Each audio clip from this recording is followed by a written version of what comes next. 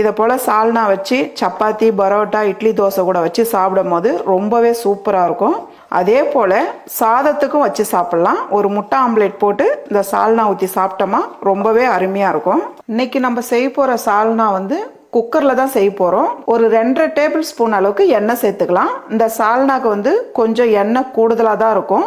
எண்ணெய் கம்மியாக சாப்பிட்றவங்க நீங்கள் ஒரு 2 டேபிள் ஸ்பூன் அளவுக்கு சேர்த்துக்குங்க. கூடவே 2 துண்டு பட்டை, 1 அன்னாச்சி பூ, 4 கிராம்பு, 2 பிரியாணி இலை, 2 ஏலக்காய் இதெல்லாம் சேர்த்துக்கலாம்.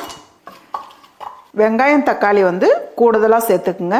ஏன்னா இந்த சால்னா நான் வெறும் வெங்காயம் தக்காளி வச்சு தான் செய்ய போகிறேன். நான் 3 பெரிய வெங்காயம் எடுத்து பொடியை நறுக்கியிருக்கேன். வெங்காயம் இந்த அளவுக்கு நல்லா பொடியை நறுக்கிடுங்க. இந்த சால்னா செய்யறதுக்கு தேவைப்பட்டா பட்டாணி, கேரட் கூட சேர்த்துக்கலாம். இல்லைன்னா நம்ம அப்படியே செய்யலாம். இது கூடவே பொடியை நறுக்கின 3 தக்காளி இதையும் சேர்த்துக்கலாம். உப்பு கொஞ்சம் சேர்த்துக்கலாம். சீக்கிரமாக வதங்கிடும் உப்பு சேர்த்துட்டிங்கன்னா. வெங்காயம் தக்காளி வதங்குற டைமில் ஒரு மிக்ஸி ஜார் வச்சுக்கோங்க. சின்ன வெங்காயம் ஒரு 15 பீஸ் தோல் உரித்து இதில் சேர்த்துக்கலாம். கூடவே ஒரு 5 பீஸ் தேங்காய் எடுத்து தோல் சீவிட்டு பொடியை நறுக்கி இதில் சேர்த்துக்கலாம். 1 ஸ்பூன் அளவுக்கு சோம்பு, 1 டீஸ்பூன் கசகசா, ஒரு 10 முந்திரி சேர்த்து ஒரு 20 நிமிஷம் ஊற வச்சு வச்சுருக்கேன். அப்போ தான் கசகசா சீக்கிரம் நல்லா மசிஞ்சிடும். இது கூடவே சேர்த்துக்கலாம். இது சேர்த்து தண்ணி கொஞ்சம் சேர்த்து நல்லா பேஸ்ட் பண்ணிக்கலாம். இந்த அளவுக்கு நல்லா அரைச்சி எடுத்துக்கோங்க. இப்போ வெங்காயம் தக்காளி நல்லா வதங்கியிருக்கு. இந்த டைமில் நம்ம 2 டீஸ்பூன் அளவுக்கு இஞ்சி பூண்டு பேஸ்ட்டு சேர்த்துக்கலாம். கூடவே அரை கைப்பிடி அளவு புதினா சேர்த்துக்கலாம். சால்னாக்கு புதினா ரொம்ப முக்கியமானது. கண்டிப்பாக புதினா சேர்த்துக்கணும். இதெல்லாம் சேர்த்து நல்லா ஒரு வதக்கிடுங்க. இந்த அளவுக்கு வதக்கினா போதும். இந்த டைமில் நம்ம மசாலா சேர்த்துக்கலாம். ஒரு 1.5 டீஸ்பூன் அளவுக்கு மிளகாய்த்தூள் சேர்த்துக்கலாம். காரம் கம்மியாக சாப்பிட்றவங்க 1 டீஸ்பூன் சேர்த்தாலே போதும். 1 டீஸ்பூன் அளவுக்கு மல்லித்தூள் சேர்த்துக்கலாம். கூடவே 1 டீஸ்பூன் அளவுக்கு கரம் மசாலா சேர்த்துக்கலாம். ஒரு 1/4 டீஸ்பூன் அளவுக்கு மஞ்சத்தூள் சேர்த்துக்கலாம். இதெல்லாம் சேர்த்து நல்லா ஒரு வதக்கி விட்டுருங்க.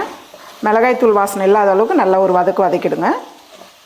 நல்லா வதக்கும் போதே நல்லா கமகமன்னு வாசனையாக இருக்குது பாருங்கள். இந்த அளவுக்கு நல்லா வதங்கி வரணும். இது கூடவே நம்ம அரைச்சி வச்சுருக்க வெங்காயம், முந்திரி, கசகசா பேஸ்ட்டு இதில் சேர்த்துக்கலாம். ஒரு 1/2 கப்பு தண்ணி சேர்த்து மிக்ஸி ஜாரை கழுவி ஊற்றிக்கலாம்.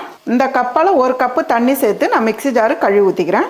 சால்னா நான் கெட்டியான சால்னா தான் வைக்க போகிறேன். அதனால தண்ணி ரொம்ப அதிகமாக சேர்க்கலை, கம்மியாக சேர்க்குறேன்.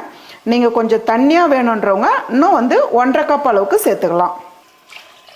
நம்ம அரைச்சி வச்சுருக்க பேஸ்ட்டு சேர்த்து ஒரு 2 நிமிஷம் அப்படியே வதக்கி விட்டுக்கிட்டே இருங்க. உடனே குக்கர் மூடி வச்சு மூடாதீங்க. பாருங்கள், பார்க்குறதுக்கு எவ்வளோ சூப்பராக இருக்குது பாருங்கள். கலர் சூப்பராக இருக்குது. அதே போல் நல்லா திக்காக இருக்குது. கூடவே ஏற்கனவே நம்ம உப்பு சேர்த்துருக்கோம். இப்போ பார்த்து சேர்த்துக்குங்க. ஒரு 2 நிமிஷத்துக்கு அப்படியே கலந்து விட்டுட்டேன். இப்போ நம்ம குக்கர் மூடி வச்சு மூடிடலாம். மீடியமான தீயில் வச்சு ஒரு விசில் விட்டால் போதும். ஒரு விசில் விட்டுருக்கேன். இப்போ பார்க்கலாம். பாருங்கள் எவ்வளோ சூப்பராக வந்திருக்கு பாருங்கள். ஒரு 1/2 டீஸ்பூன் அளவுக்கு சர்க்கரை சேர்த்துக்கலாம். அதோட டேஸ்ட் கொஞ்சம் ஸ்வீட்டாக இருந்தால் இன்னும் சூப்பராக இருக்கும்.